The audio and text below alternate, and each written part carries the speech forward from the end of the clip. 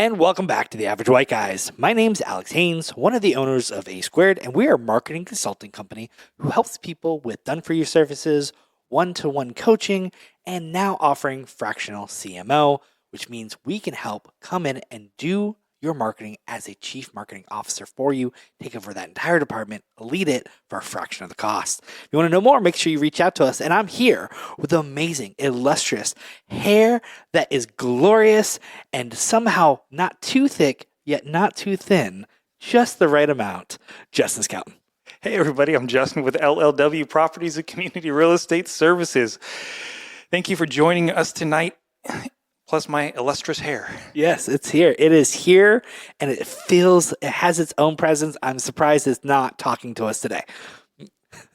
What are we talking about tonight, though? We are going to be expanding on the art of active listening. Okay. Well, we did bring it up in one of our last podcast sessions. We had talked about the art of actual talking, and one of those points we talked about was active listening. What could we possibly? Why are we talking about this again? I think one of the things that we left out in that last podcast was talking about the personalities and how they relate in the active listening. And so we're going to try and expand on that a little bit more. And the interesting thing that we're going to do on this is I have found that you, Alex, are my personal ChatGPT. So we are going to see how we can work with this, with me either asking you questions and you're going to help me explain that a little bit more. I will do my best impression, starting with, sure, Justin, how can I help you today? If anyone's ever used ChatGPT and done the voice thing, that is almost exactly how it starts. But before we get into this, I want to tell a little story about how we got here. So we finished up our podcast session for the night, and our producer, who's pretty amazing, who has a very knowledge blueprint, said, hey, I liked everything except that it was totally pointless. I got nothing out of it. And I lost it. As a nurturer who wants everyone to get something out of the podcast, I literally was banging my head against the wall. And I'm not, this is literally, Justin, was I almost in tears, like trying to figure out how to fix this? You were definitely frustrated. And so the problem was he made some statements and I just didn't fully grasp what I missed. I'm like, but I said that. And he's like, but you didn't. You weren't specific enough. I was like, what did I miss? And so we went back and forth for... Yeah, we're having a nice roundtable on the how to expand on listening. Active listening. And I wanted to start with that conversation because this is going to be a pretty unique, in-depth conversation. And so for all our blueprint and knowledge types out there, if any episode you listen to, it's going to be this one. We will do our best to feed you the good stuff. And if you're not one of those, it's cool. Stick with us. You're probably going to get some really good nuggets out of this. But this is really for you all, and I'm hoping that we do it justice. Now I've set us up for great disaster because I made that statement. Justin, hit us. You are actually taking lead tonight, aren't you? I am. So one of the things that we have discussed in the past is B.A.N.K, where it talks about personalities. And one of the things I've loved about these podcasts is it has helped me understand the different personalities out there. As a knowledge person, I think we get so stuck in our way of, well, this is what we think is what is right.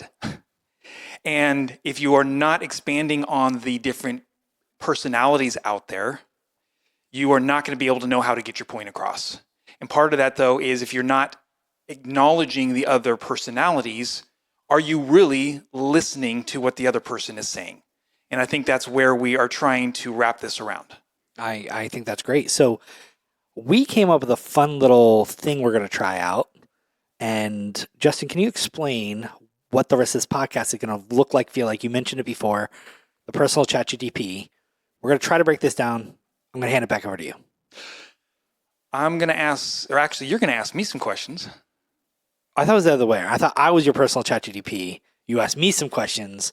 But why don't we start off with this question then? Because let's say you started the chat with, hey, help me explain what?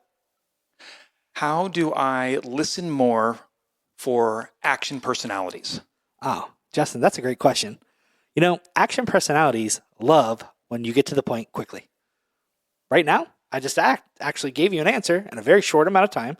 That'd be perfect for an action type. Now, if you're a knowledge or blueprint type, this probably is going to frustrate you. Because knowledge, they want depth of information. And blueprints, they want a strategy and followed blueprint. That could include things like bullet points or structured outlines. They're going to want more in depth. But in action, they like to keep it short. They like to keep it simple. And really important, they want to do something with that information. Okay, so if I'm listening to a knowledge person, what are some of the cues that I'm looking for listening to? Is there shrugs? Is there comments that they're making that will let me know as an active listener that the conversation is going in the wrong direction? That's a really interesting question. So you're basically talking about things like NLP, biofeedback, and really in-depth, non-communicative conversation pieces. This is things like understanding body language and looking for cues and flags to really understand if the things you're saying actually makes a point. Can I interrupt you? Absolutely. So I'm knowledge, and you are great at bringing things out of me. So with that, you've seen some of the cues I must give, either the blank stare, or maybe, I don't know, I don't think I do the rolling the eyes, but maybe I do. How do you then expand on that? Because you're seeing my knowledge of kind of going, okay, I'm losing track on this one. That's a great question.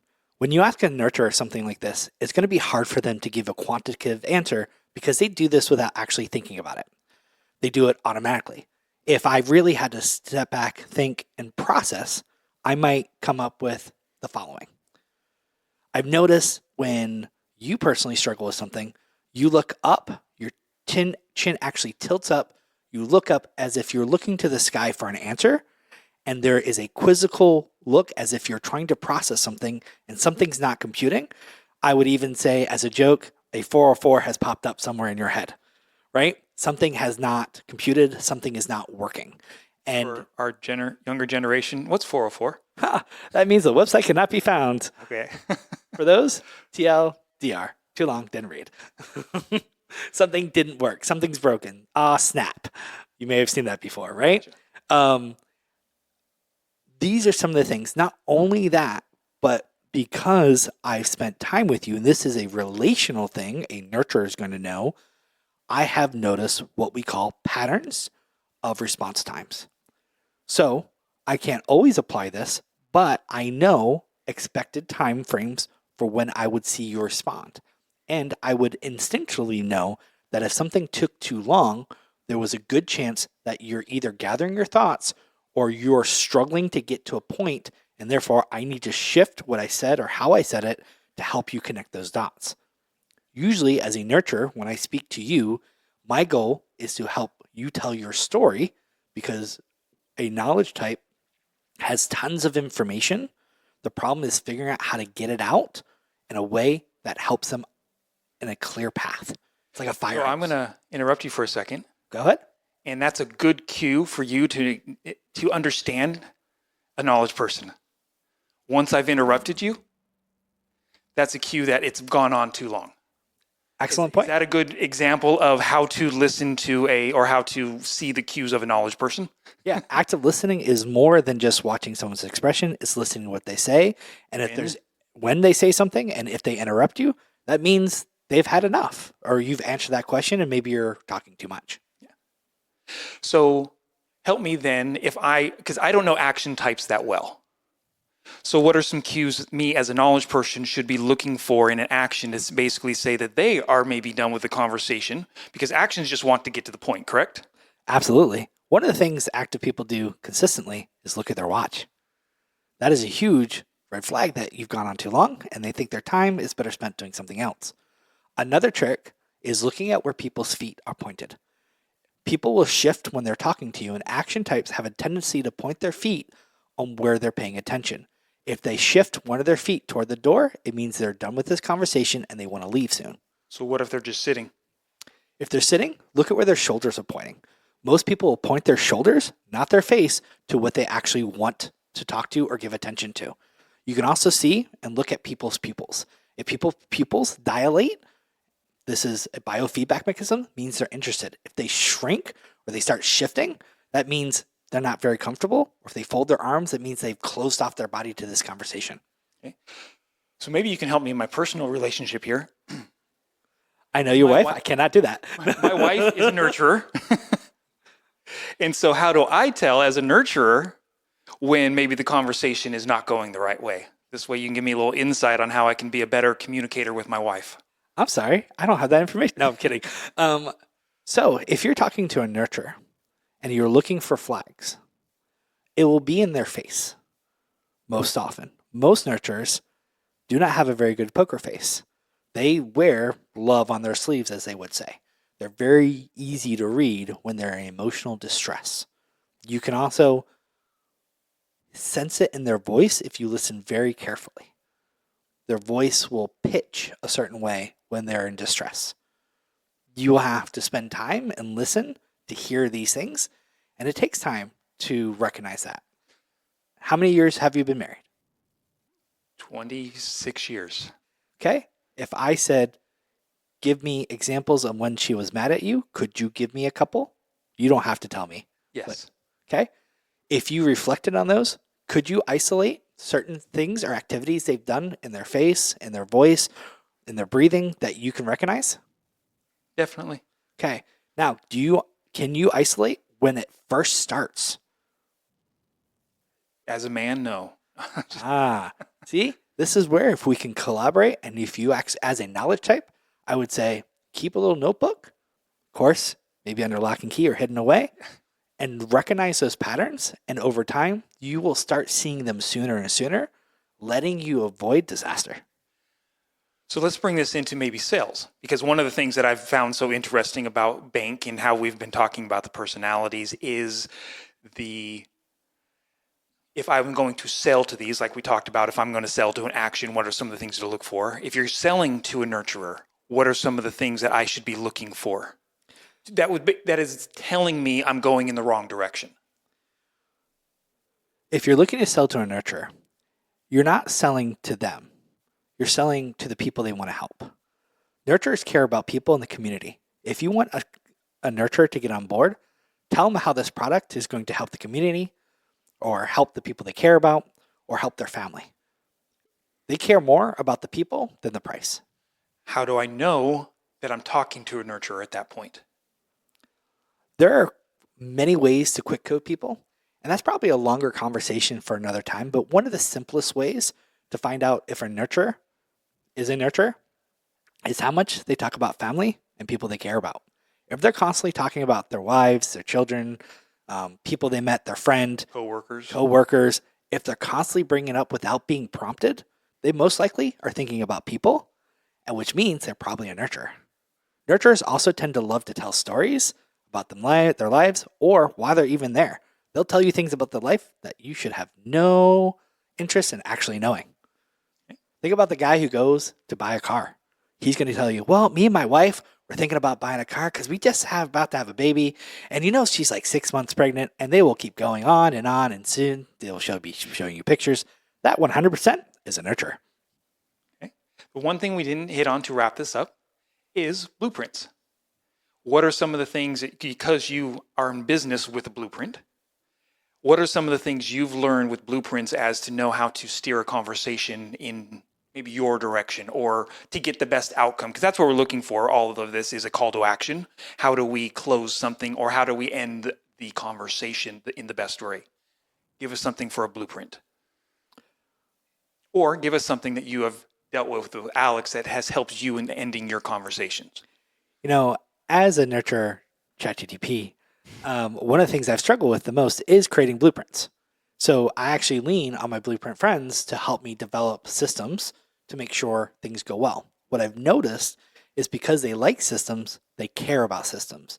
They want to know things like, how is this going to overhaul my current issues? How is it going to address these very specific pain points? What is the actual process? What do I need to do to start?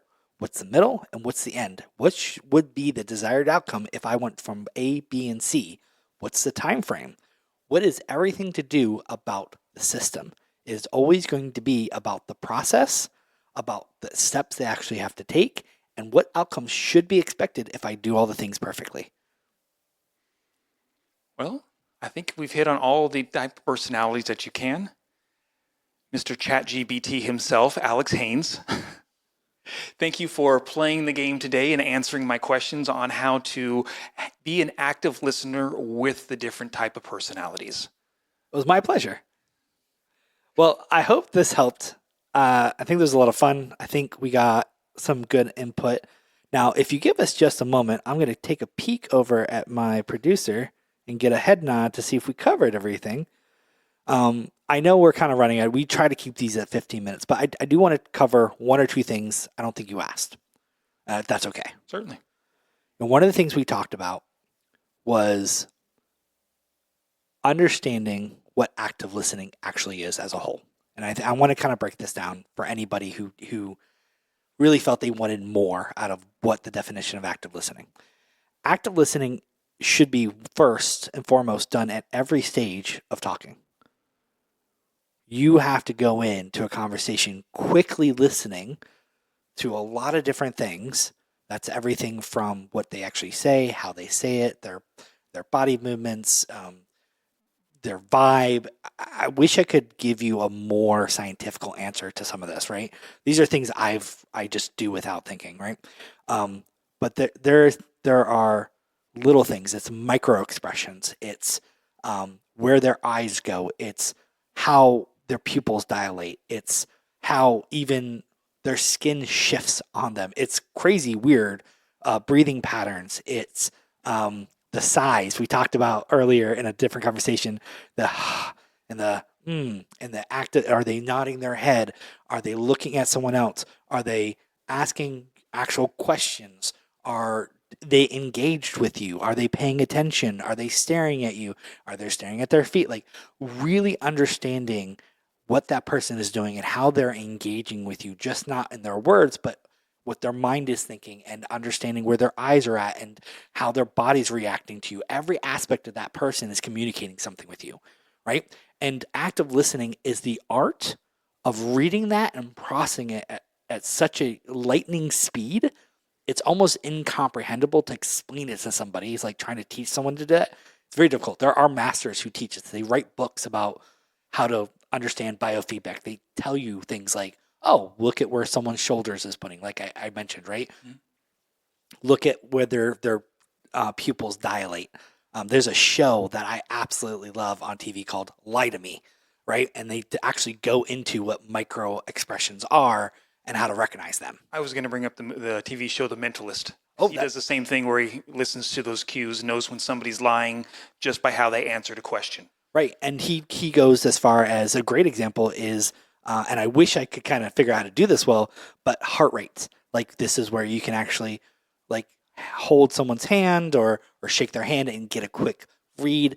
This is, and I joked, funnily enough, with someone else recently that what I do is an act of massive manipulation, right? The art of what I do, I manipulate people through various things like NLP, neuro-linguistic programming, where I use special keywords and pattern recognition and using like thumbs up to like say good job. I understand how to hack people. I do it naturally. I'm very, very good at this naturally. So I just kind of took to it. When you break down what actual active listening is, it's the art of looking at someone and reading all the different signs to them. And it's complex. It's not one thing. It's not two things. It's like 100 different things at once. So you mentioned manipulation, which I know you weren't meaning that in a bad way. Oh no, but I think totally can be used in a bad way. Oh. I use it for ethical good. Yes. So I think where I would bring into light there is sensitivity. Mm-hmm. I think if you're being an active listener, you're being sensitive to the surroundings and what the other person is trying to communicate to you. And I think that's a better way of maybe looking at it than manipulation, because that has bad connotations. Thank you very much. No, I another great word to use is being empathetic, right? It's being an empath. People who have these skills are usually known to be empathic. Sometimes we get so empathic, we feel someone else's pain. You've ever run into someone who, when someone is crying or sad, they also feel sad? Like they're down and depressed because they feel that emotion so deeply, it's reflected on them. Empathic people naturally do this. They naturally read people. to such a degree, it's reflective in their own mind and their own body and their own soul. If you get more into a religious, deeper connotation, right? And people connecting, it's really the science of connecting with people is insanely deep, right? And so I wanted to take a moment and just kind of touch on this because I know some knowledge type is gonna say, well, can you explain it more? And could we?